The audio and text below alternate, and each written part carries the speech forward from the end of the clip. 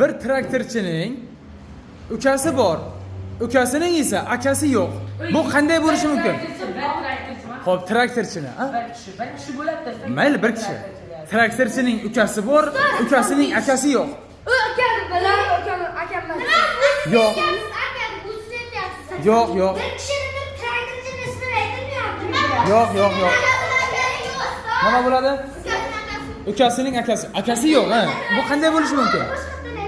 Bir traktorchining ukasi bor, ukasining esa akasi yo'q. Bu qanday bo'lishi mumkin? Ha?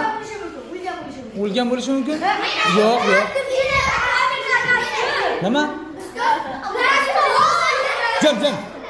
O'zingizga bir traktorchining ukasi bor, u bitta akasi bor. Nimaga akasi yo'q deyapman? Bitta akasi? Yo'q, yo'q, yo'q. Bitta to'xtanglarchi, to'xta.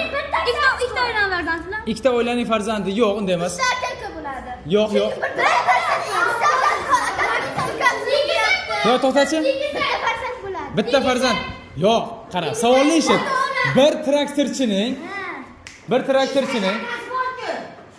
traktorchining ukasi bor, ukasining esa akasi yo'q.